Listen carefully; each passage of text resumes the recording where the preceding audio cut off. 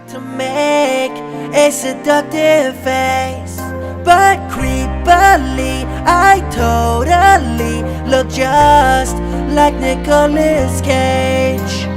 Time for me to lick this hammer like it's a big metal penis.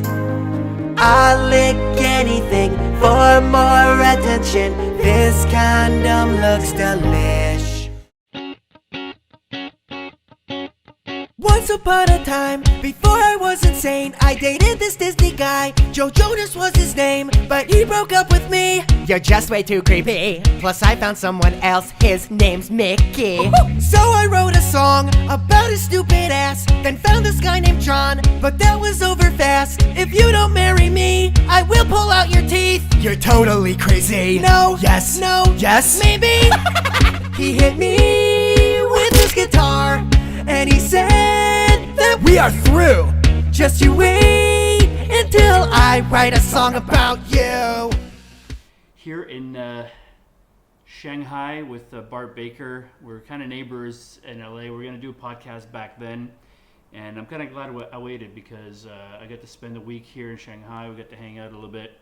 And I got to know China a little bit better. And I think it's a whole new set of questions that I got for you. So really what I wanted to do here, Bart, is this podcast, the audience is primarily entrepreneurs. Okay. And, you went from working on a school project, getting your first camera, to Right. building a just massive following on YouTube, 10 million subscribers. Like some of your videos have been like over 100 million views. Like it's just some incredible numbers. Now you're here in China. You started coming here in the spring. You already have, 6.5 million followers on, was it Kauai or? On Kauai Kauai. show, 6.5 million. Yeah. On Douyin, 12 million. 12 million, yeah. So it's just like in this very short time, there's something really special about what you do, and what I want to do is really unpack this for people, but also kind of share some of the lessons that you've had, kind of going through this, the ups and downs, and obviously, we're in this 2-story penthouse up in Shanghai. Things are going pretty well. Yeah, I mean, I guess so. And by those measures, by the numbers, by the audience that you've already been able to build here, and so really what I wanted to share this with people, and it's not just for for people that are in the content creation. It's really for any entrepreneurs to really start with an idea, ride the wave, Yeah. and then pivot, reinvent yourself into something else, and just keep doing that, because I think any entrepreneur has to do that. They can Yeah. never ride one wave, right? No, I mean, I guess Zuckerberg could do it.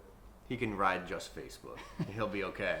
Yeah, but even Facebook's changing all the time. Yeah, right? no, Like, for sure. You yeah. have to switch up the company, even if the company's doing well. There's always going to be something you got to switch up. Exactly. So I mean, you've had a lot of content online, and definitely there's a lot of things that people can find out about you. I think what I'm hoping to do here is talk about some things that people don't know that they can not necessarily emulate, but learn from. And so, we're having breakfast with your parents in Playa Vista in LA, and I think either your mom or your dad or something, kind of talked about when you got started with a camera in hand, and it was really to get out of writing in class. So Oh, yeah. let's go back to that a little bit and Oh, yeah. tell us about what that pivotal moment was. Wow.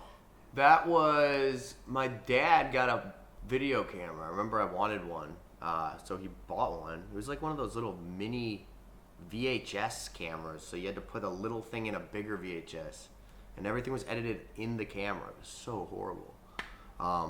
But I was obsessed with it, and I wanted to make my school projects using the camera as opposed to writing, and all the teachers thought, wow, that's like such a good idea. It must be so much more work. You have to make a video and film it and edit it, and there's a script, and so they would let me do it. And like everyone else would have to write essays, and I would just film a video and then play it, and I would always get A+ on the papers. I wouldn't write them. I hated writing, so I'd have my mom do those if I had to write. But yeah, The statute of limitations is over by now. Yeah, so I'm okay. It's a little bit too late now. My mom wrote my entire junior theme in high school. Uh-oh. So obviously you fell in love with the medium way, way early. Yeah, And like, really what year would that have been, like, roughly? late 80s or something. Fifth grade, sixth grade, Yeah. fifth grade. Yeah. When was that? Damn. I don't know. Rewinding back, yeah, it doesn't matter. So that was a pivotal moment, and obviously you pursued that beyond school, beyond high school project, obviously. Did you go to school for film, or like what did you do to kind of take advantage of that, not necessarily talent, but that passion for something that you developed into a skill? I went to film school, yeah, at University of Miami, Florida. I looked at UCLA and USC, and I did early decision UM, and they said yes. So I was like, all right, I'm just going to do early decision UM. I don't want to write those essays for USC and UCLA. Going back to that. So I went to UM. And it was good. Honestly, though, and my parents hate this, I didn't learn anything in college. I taught everything to myself. Like, everything that I learned that I'm doing now, I taught myself. They were teaching us, like, 16 millimeter film and how to edit on, like, Avid systems that are used, you know, those are, like, the $100,000 systems. And it was, like, right before, I guess YouTube was already a thing, but being a YouTuber wasn't a thing. So they weren't being, they were still teaching people like film, like how to be a film director or an editor for a film. And then like, you know, 2 years, 3 years later, all of a sudden everything's digital. Everything's digital. I mean, so I feel like I feel bad. I'm gonna have to reimburse my parents one day. Well, and I'm sure there's something that came out of that, because ultimately, you parlayed that into a pretty big career. Like, what was the next step after College? After college, or maybe another really more relevant question is, what was the first thing that kind of popped that you were able to post online? I think YouTube started in 2006 or something like that. It was sort of the mid 2000s. Yeah, I think it was 2005. Yeah. I think. Yeah, and then I didn't really use YouTube in college. After college is when I started using it. And I was inspired by Lonely Island from, you know, Saturday Night Live. Mm-hmm. Yeah. So they had like, I'm on a boat, jizz in my pants, and those were huge on YouTube. On YouTube, they would get like 100 million views. They were the first videos to really do that, and they were comedy music videos. So I was like, I could do stuff like that in my backyard on a green screen. It wouldn't be as big budget, but I want to do it. I want to try. So, you know, my mom wanted me to send resumes to companies and like work for the, you know, editing or whatever. Who knows? Chicago film scene was weird, so there wasn't that much going on. But I was doing YouTube, and I didn't ever get a normal job because the first video I did on YouTube did good. It got 100,000 views, and to me that was a big deal back then. 100,000 views was like equivalent to like 1 million, 10 million now. I mean, 10 million now. I mean, 10 million now on Douyin is just okay for me. But imagine what I would have done if I got 10 million views when I was first uploaded. That's like 1 billion views. I don't know. It's all like, so that video did well and people were sharing it. And then I did a parody, and the first parody did pretty good. And then, God, a lot of weird stuff happened. Who was the first parody? Boom Boom Pow, the Black Eyed Peas. Yeah, horrible song. But is it still on YouTube? yeah, I think so. Yeah, we're gonna look that up and link up to it in the show notes if it's Yeah, still on there. it's Because still there. It's all my really old videos were extremely perverted. So Okay. if you're under the age of 12, don't watch them. I would say. Yeah, that's an invitation to watch. Yeah. So you had this knack for creating viral videos. Obviously, I mean, even 100,000. I mean, most of us that are not necessarily in the business, or even some of us that do create some video and post it online, 100,000 is still pretty damn huge. I mean, most of us will never even hit that. For sure. But obviously now you have a following, so stuff that you put out, people are going to go check out. You have subscribers and so on. You know, this is an impossible question, but when you're looking at all of the parody videos that you did, and even some of the videos that you're doing now here in China, which we'll get to, what are the elements that you're looking for? Because obviously you have a knack for figuring that thing out. Not that everything that you've put out has gone viral or had a lot of views necessarily, but I mean, the vast majority has. So when you're sitting down and coming up with something, are you sketching it out? Are you writing it out? Like, how are you approaching the medium? Well, it's different now than it was then. For YouTube, it was totally different. Yeah, it would be a whole week of pre-production, and then my Hey, dog Bentley. is coming. Hey, buddy. You're so loud. Your feet are very loud. Come here. Come here. There's Bentley. Can't see him on camera. Oh, now you can. There you go, buddy. Bentley made it to China too. Yep. For YouTube, the process was it was a it was a long process. I had to rewrite all the lyrics, and then I had to figure out the parodies were, they turned into really like roasts of the artists. So they were making fun of the artists. So I had to do research to make fun of these people. I had to learn about them, or else it wasn't legal to do a parody. So that process was totally different, and it took a long time, like 2 or 3 weeks from start to finish, 2 to 3 weeks. Now it's like 20 minutes start to finish, Yeah, but those aren't parodies. So No, it's totally yeah. different. Yeah. Totally different. Those were full music videos. Yeah, so I mean, you guys have to check out. Again, I'll put in the links. Your YouTube channel and Instagram, and then some of the stuff that you're doing here as well, just to kind of see the differences. But like the parody videos were extremely produced. Yeah, really rewritten. Expensive. Yeah, I mean, what would be the cost of a production like that? I was with Tens of thousands. Yeah. I was with Maker Studios at the beginning when I was first doing YouTube, and they would pay for everything. Probably one of the reasons they went bankrupt was my videos, honestly. Mm-hmm. They spent so much money on my videos. But, Disney bought them, and then Disney shut them down because they weren't making a profit. So, Bentley, what the hell, man? That's a lighter. Something out there he doesn't like. It's a lighter. Why go? Go, He's get trying it. to get in on the action. Go get it. You're going to be so annoying. Oh, my God. It's this. Oh. You can't have this. It's his toy. Yeah, but this is going to ruin the podcast because it's a squeaker. Oh. All right, go away. Shh. Stop. Why? Okay. That's it. Oh, he's So, trying to be anyway, yeah, they were very expensive videos. Very expensive. Very time consuming. No! So how did you know when you were creating these? I mean, there's a concept called newsjacking where somebody will create a piece of content around a piece of news, something that people are searching Right, for. right. They're already kind of Sure. That was exactly what I was doing too, because it was SEO. The SEO is the most important thing at first on YouTube for me to start. People were searching for the original song. So when you typed in like Katy Perry, California Girls, my video would be number 2. If it was popular, it would be the number 2 result. So that's how I started building my following without having subscribers. Because that's the only way people can find you. There's 2 ways people can find you on YouTube. Search, people sharing the link, which, then it has to actually be going viral.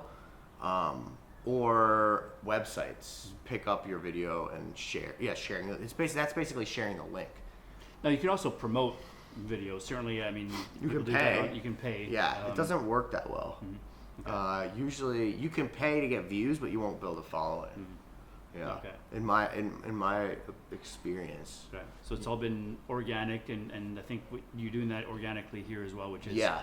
pretty incredible to get those kind of followings organically. The following has to be, or it has to be organic, because otherwise they're not really gonna even watch the content. You can pay for subscribers, but they don't do anything. Yeah. They don't watch. Gotcha. So I think, getting back to sort of the virality aspect of it, I think, being sort of either current news or current song, something that people are looking for already to come across your stuff as a way to discover. Some of them are they're definitely roasts. Yeah. Like you didn't pick your favorite artist necessarily. Were there some that you did that you felt you had to do because there were fun songs, whatever, that you actually liked? A lot of them. A lot of them. I actually like Justin Bieber, but God, do I rip him up. Yeah. And I feel bad now I know how depressed he is. Yeah. But, I really didn't dislike any of the people I made parodies of.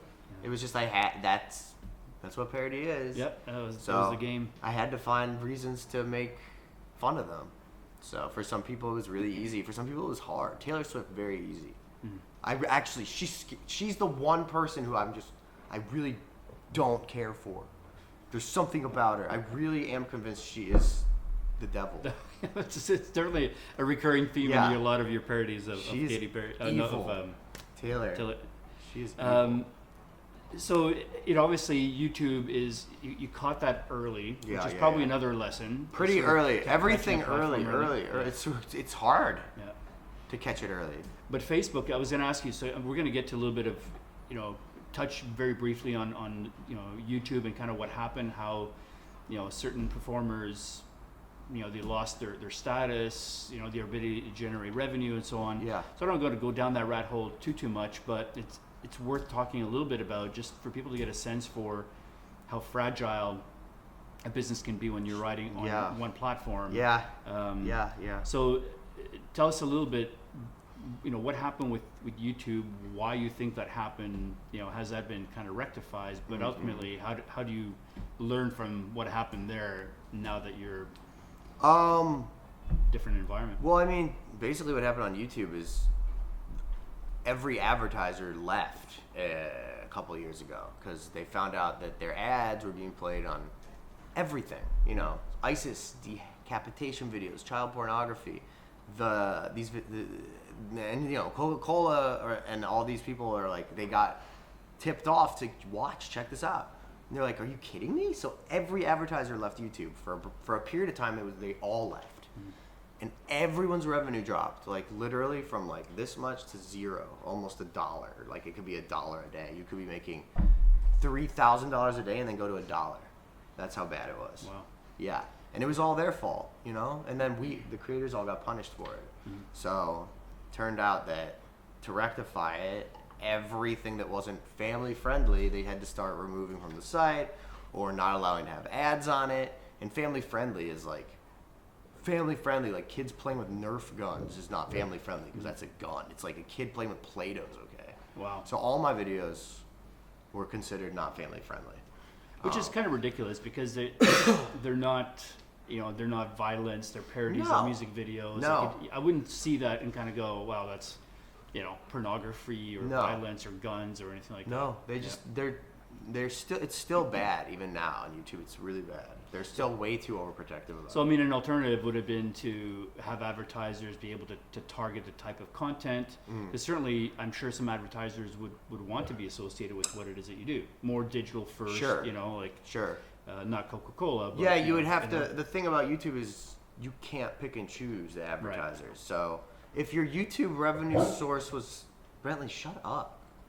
If your YouTube revenue source was from all branded content, like brands will pay you directly to do sponsorships, right?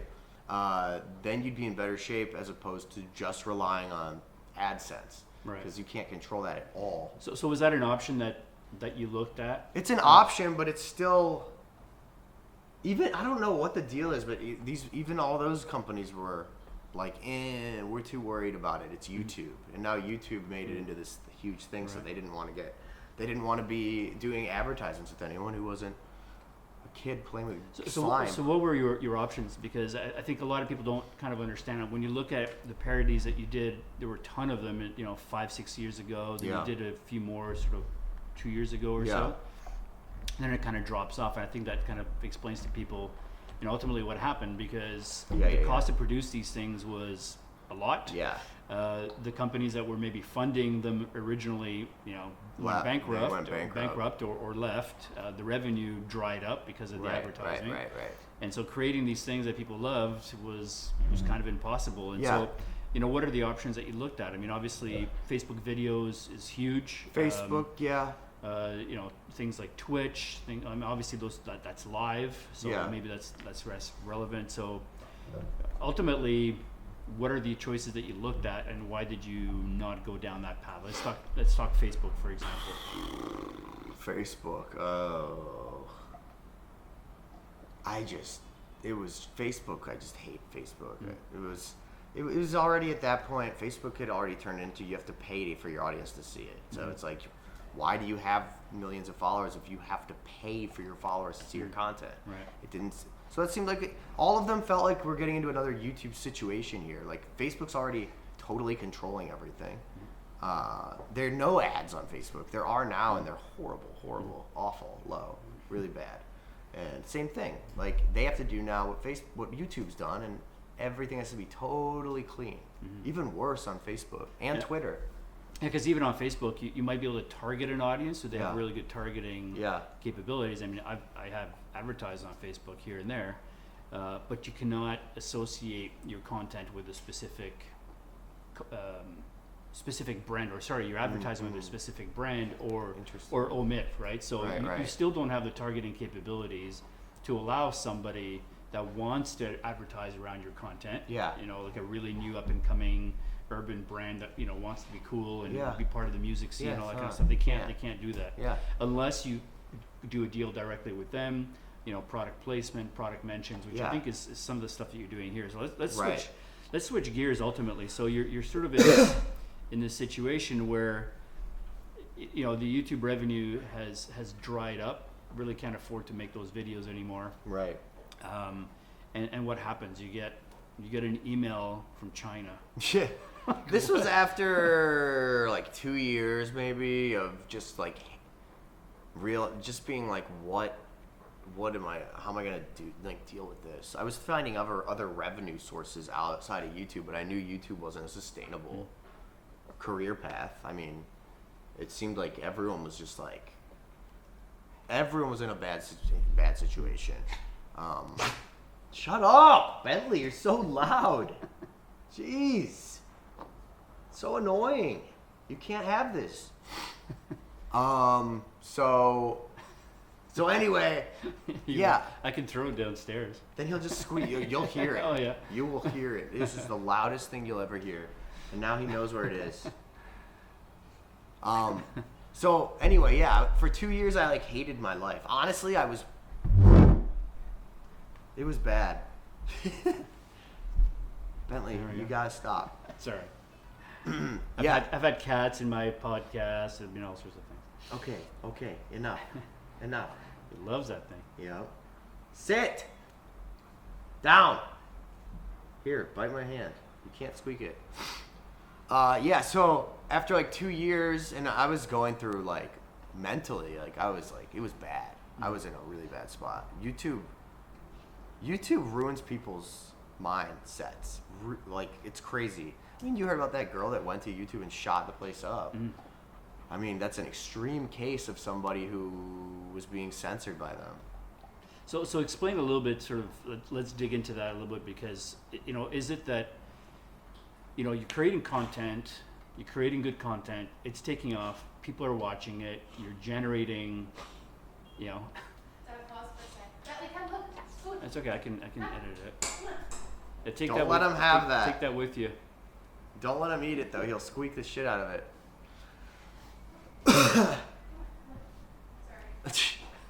That's all right. All right, Bentley's gone. Okay.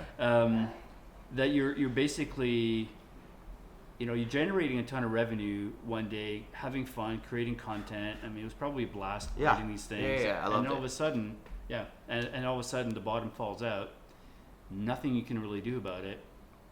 You're probably used to a certain lifestyle. There's probably a bit of an ego thing where you're putting stuff out and you're getting millions of views, and all of a sudden that's kind of gone. So I mean, those are my words. I mean,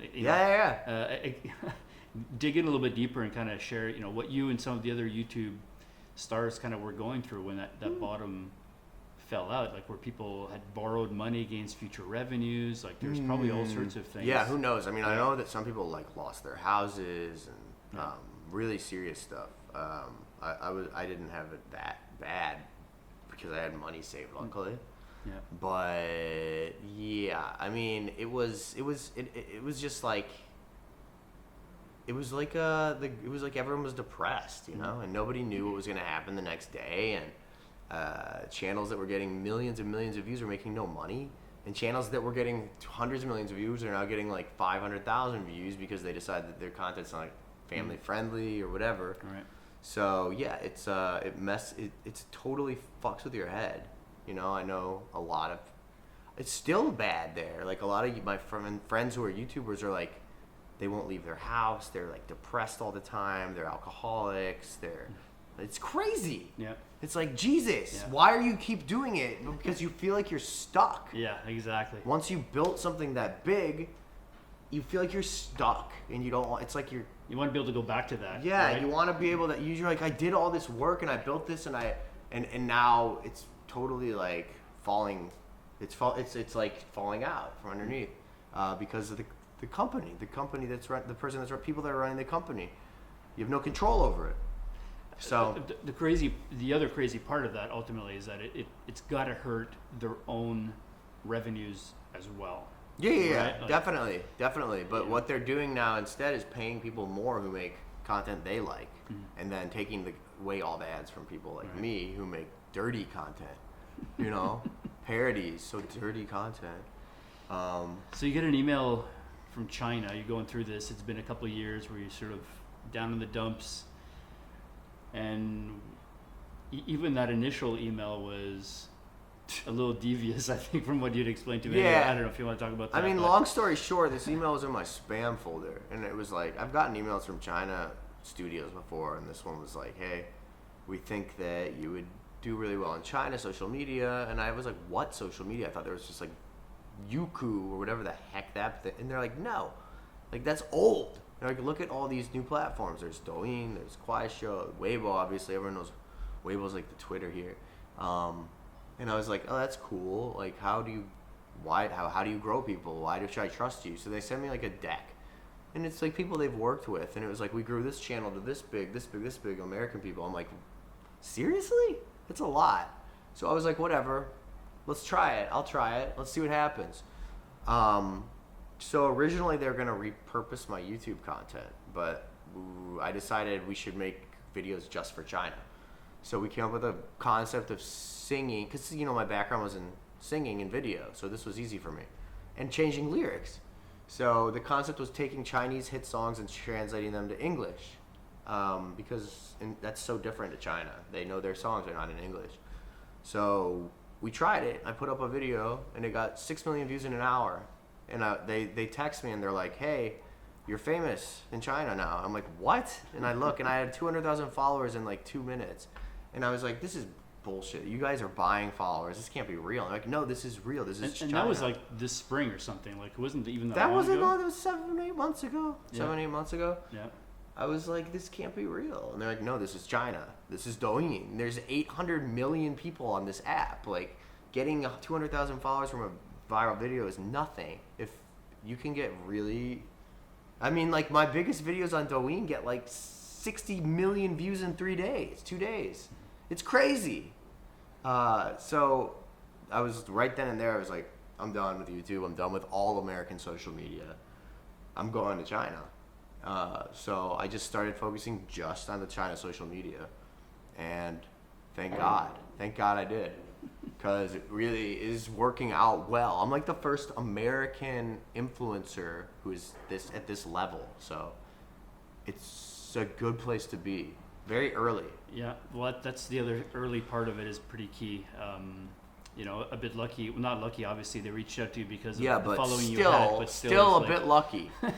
Because Yeah. I don't know why I was looking through my spam folder. I was I remember being at the gym. I was doing leg lifts, and I was looking through my spam folder. And I'm like, whatever.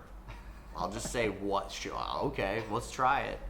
And I didn't think it would turn into something like this. It's crazy. No, you've never had problems getting people to watch your videos, obviously. Right. It's really where the revenue model broke down at YouTube. How do you think that's different here? Or is it different yet? Are you still waiting to kind of see what the model is ultimately? No, the revenue model here it's very similar to America, but on Douyin, it's all brand deals. Right now, Douyin doesn't pay per view. Kuaishou does pay per view, but also brand deals as well. And then live streaming is a big concept. E-commerce is that's different from America, because people make a lot of money selling. It's like Home Shopping Network. If you go live on Kuaishou, you can turn it into like HSM with music. And some people make a lot of money doing that. Like, if you have a big Kuaishou live stream and invite other celebrities, this is what they do on Kuaishou. invite other Quiet Show celebrities, and everyone gets together and they live stream. And then in between musical acts, they have women come out with carts and sell products to the viewers. And the last one I was at, the person made $4 million in 4 hours, US. They took that home.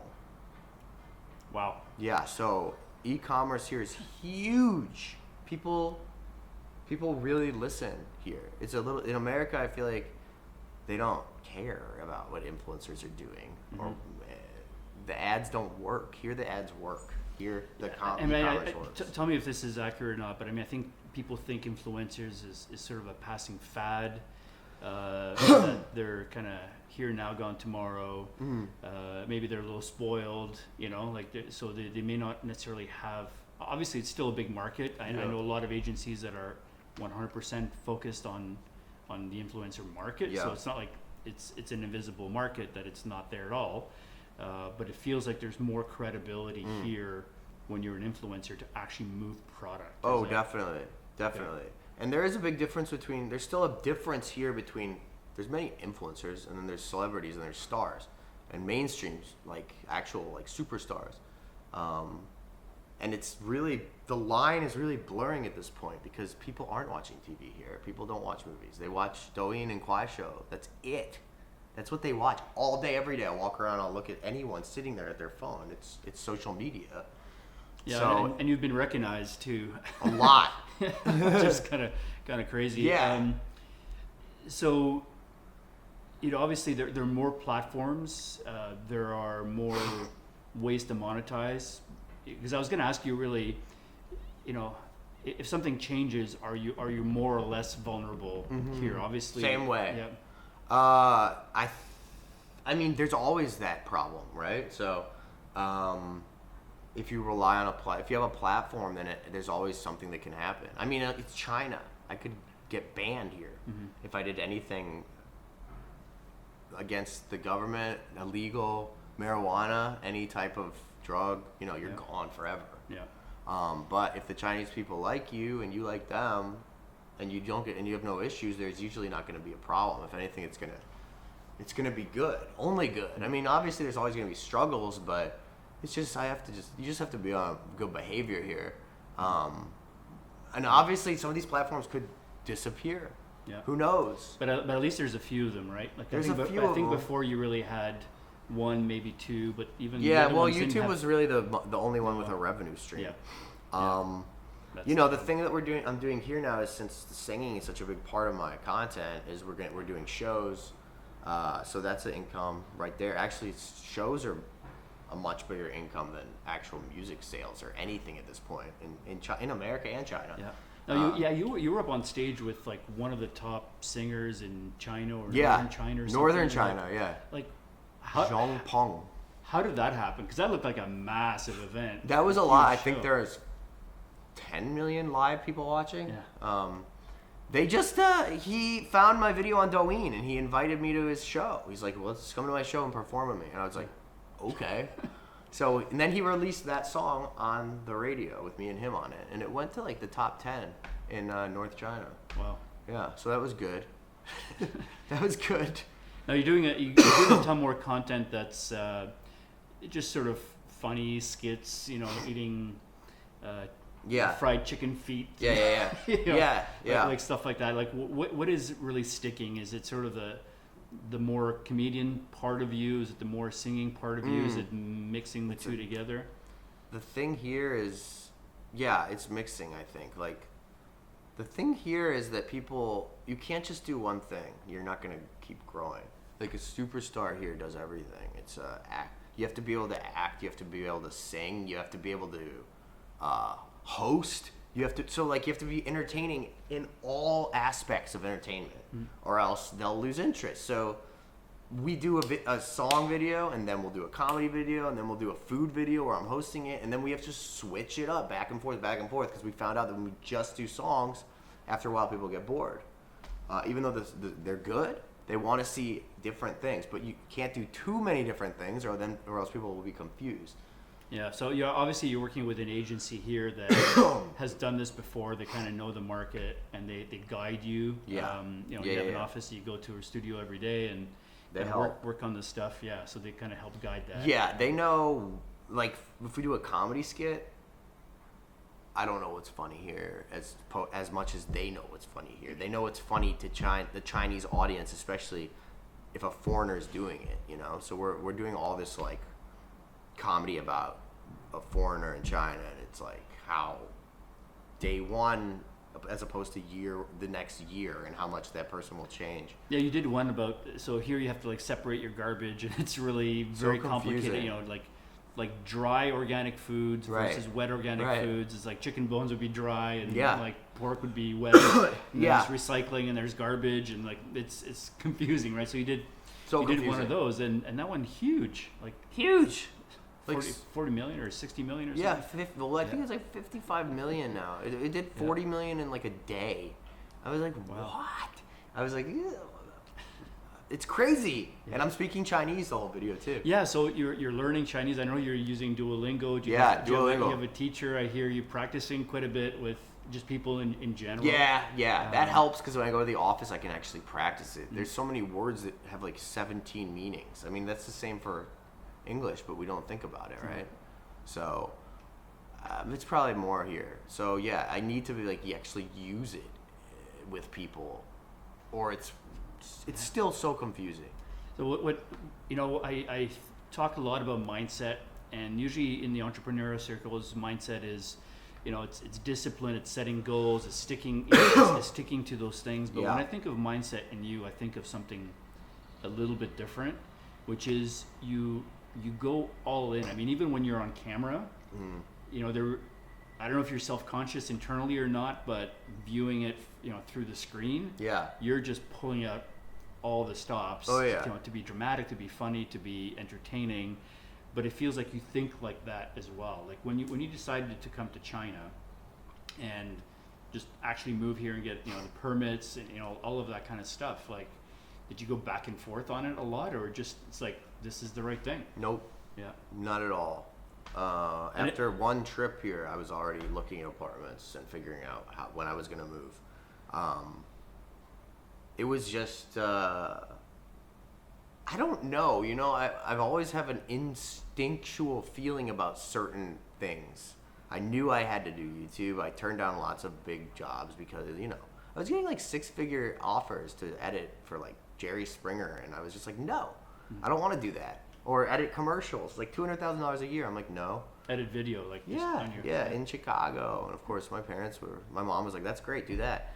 But I'm like, no, I want to do YouTube. It's going to work. I know it's going to work, so I'm just going to do it. And it's for some reason, that's every time I've made a decision like that, it's worked out so far. So I'm just going to keep doing that. And that's exactly what I did this time. And coming here was great. It was the best thing I could have done, because being in America and working with Chinese brands is not easy. You know, it's not. It's really not. They don't want to work with someone so far away. So you have to come here to work with a team and so on. I mean, I think, you know, before we wrap this up, I have, you know, a couple of last questions, which is, you know, there are a lot of folks that are trying to make it online. Yeah. You know, if you were to mentor some young people that are getting into that business, whether it's influencer or just entertainment online, or whatever, you know, what would be the top 1 or 2 things that you would tell them that really worked for you? That would still work today, I guess, because times change as well. Yeah. Well, for American social media, I would say the most important thing is, a lot of people will they'll just start and be like, I just want to be famous. I just want to have followers and I can make money. But it doesn't work like that. So you have to figure out something that's really unique and different, that stands out. What is it about you that people are going to care about? Why are they going to follow you? What are you doing that's unique? And it's hard to be unique nowadays. Like, everyone's done everything. So like, there's 1,000 people who are doing 20, 30, 50,000 vlog channels who all do the same thing. So it's like, one will take off, sure. Why does it take off? There's something about it that stands out. But it's the same thing for anything. If you're gonna do, you gotta figure out exactly what it is and stick to that lane. But it's gotta be interesting, because if you're just boring, don't be boring. You can't be boring. You have to be really entertaining, and you have to actually really be passionate about it, or else it's not gonna work. People are gonna see right through it. Yeah. So if you're thinking of the money and the fame and that's driving it, it's just not going to fly. Obviously. I don't think that ever works, really, to tell you the truth. I think that the most successful people really started doing what they're doing because they just liked doing it, and then they were able to make money doing it. You know, I would still make these China videos if I was just making enough money just to live, just because I like doing it. You know. I just think I'm happier doing something that I really like to do. When I was doing YouTube, I used to like to do it. Now I hate it. I hated it. After a few years, it became a chore, and it was making me miserable. And I was making a lot of money, but I didn't care.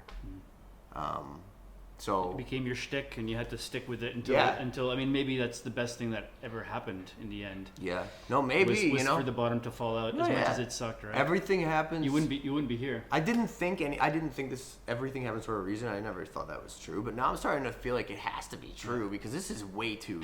There's too much stuff that happened to lead to this. It's just so. But the thing is that for some people, bad things happen and they just wallow in it. They don't reinvent themselves, and I think that's probably the difference. And yourself and others that have gone through those downs, they sort of bounce right back up. Yeah. And you have to reinvent yourself on the way back up. Yeah.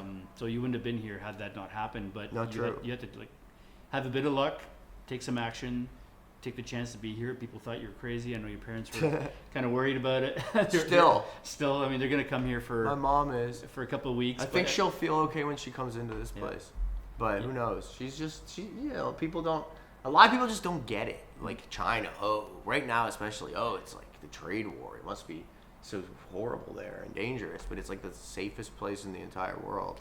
Yeah, I'm so glad I actually spent the week here. It's been Shanghai's absolutely incredible, super modern, electric scooters everywhere. God, there's a lot of scooters. That's my least favorite. Yeah, if we think LA and San Francisco have a lot of scooters, I actually researched it. There are 300 million electric scooters or two-wheeled vehicles in China. 300 million, and I think half of them are here in Shanghai. 300 million? They're everywhere. But hey, pollution has been reduced here. Fewer cars driving, so the it's not pollution's so not bad in Shanghai at all. Yeah. Actually, it's not as bad as another it was. kind of a myth. I think there's a lot of things that are myths about China that are outdated. Yeah. Like maybe 15, 20 years ago, that was the case. But I would say that Shanghai might have this. It's pretty similar to LA, if not better. Quality of air. The traffic here is worse. It's so bad. So bad. I haven't run into it that much. I guess I got lucky. Yeah. So, Bart, as we sign off here, we're spending our last 24 hours here in Shanghai. We're going to go back downtown, check out the views, have a nice dinner. Yep. So as we sign off here, what message would you want to share with your fans? I mean, you still have, over 10 million followers on YouTube and your fans. Like, what is it that you want to share with them? Something that, maybe they don't know about you, or just, guys, I'm okay. Yeah. Things are actually really rocking. I think a lot of people are worried. They don't know what happened or where I went or why, even though I've explained the situation before. But, it's really just, like you said, things are great. So I'm good. I'm really good. But it's part of life. I didn't abandon my subscribers. I was forced out of it by YouTube. It was unfortunate. And I had to figure out another alternative way to do what I wanted to do that was similar, and China was it. So now I live in China, and that's it. That's the bottom line. So I think it's kind of a lesson, like you said, that everyone should just kind of. You're always gonna have to figure something out like this. There's always gonna be something that comes up like this, no matter what. It doesn't matter what profession you're in, even if you're in high school and you're applying to a college and you don't get into the college you want, then it's like, oh my God, you have to totally reinvent my whole. It's the same thing at every level. It's gonna happen. You gotta figure out a way to how do you shift and actually elevate yourself higher than you were before? How can you do that? That's hard, but it's possible. That's the trick if you stick Yeah. with it. Yeah. Absolutely. So that's a So- perfect way to end for all our entrepreneurial friends and everybody on YouTube and the podcast universe. Thanks, Bart, for sitting in here with me for 45 minutes chatting at the top of 45 minutes. At the top of Shanghai. We could have gone on for so much longer, but Yeah. we got things to do. We got shopping, electronics close to buy. Yeah, we got fake ear pods to buy. Exactly. $20. Fake AirPods for everybody. They're really good. They're really good. All right. Bye, everybody.